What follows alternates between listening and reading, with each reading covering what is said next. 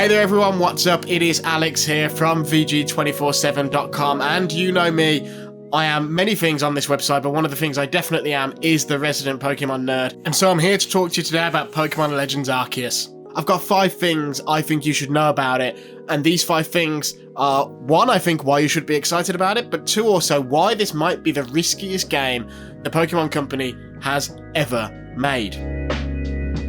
So first up, there's no Elite Four, and there are no Pokemon trainers. And I know this sounds bonkers.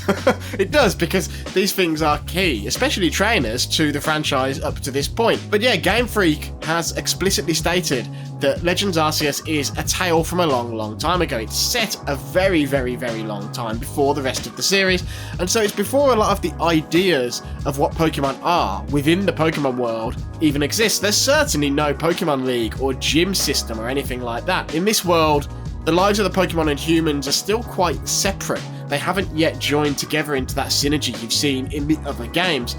And that means there won't be as many battles with humans that own Pokemon, and there's no Elite Four that you're working towards.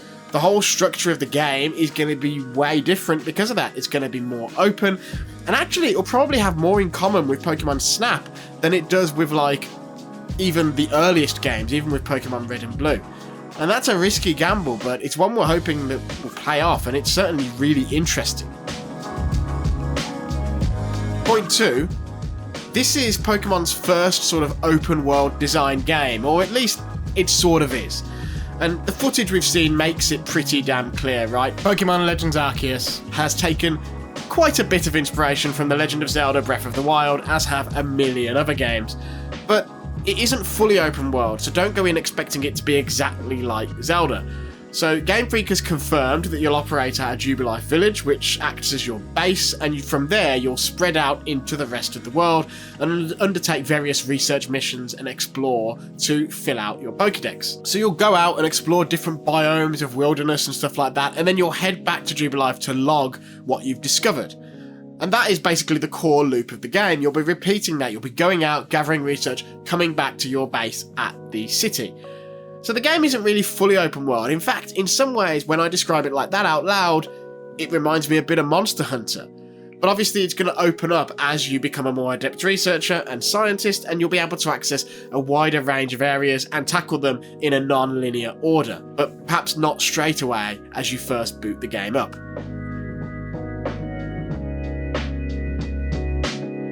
Point number 3, this is the first major mainline Pokemon game to include a pretty major RPG mechanic that's been absent more or less from all the other Pokemon games, and that is crafting.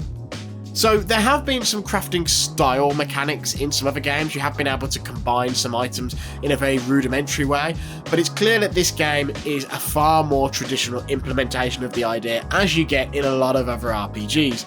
There's a recent trailer where a voiceover says that collecting materials and crafting is pivotal to being successful.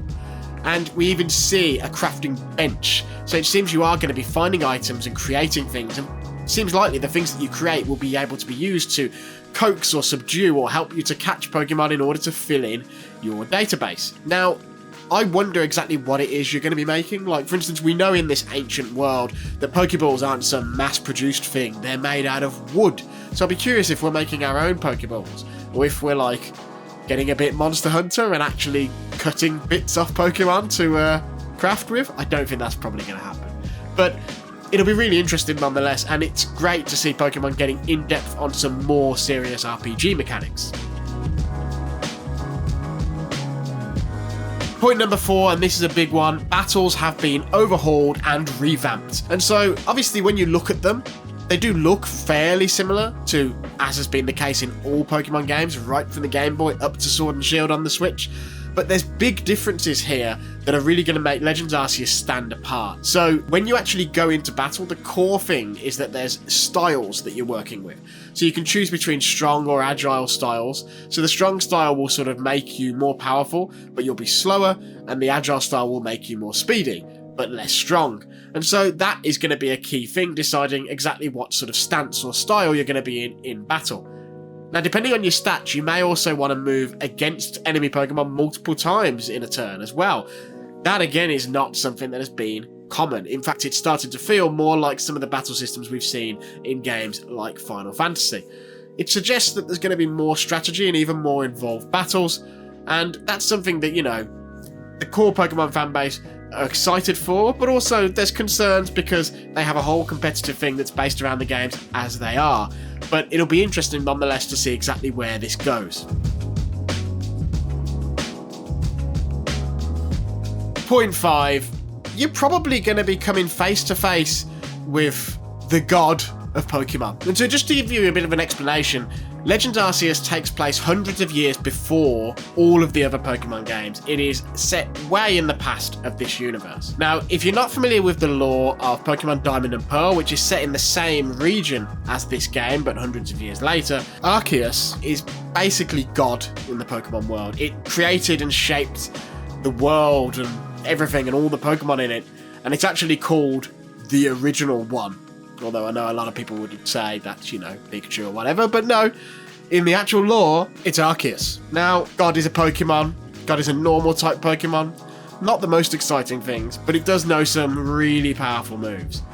And it'll be really interesting, its name is in the title, to see exactly what we're going to see here and learn about the creation of the Pokemon universe and how it shapes the world leading up to the future we've already seen in the other games. That's really interesting. It could have huge implications for just sort of what the Pokemon universe is and what it's about, and I'm really, really excited to see it play out in the final game. But we are just going to have to wait and see to see exactly what that all means. Pokemon Legends Arceus is out at the end of January.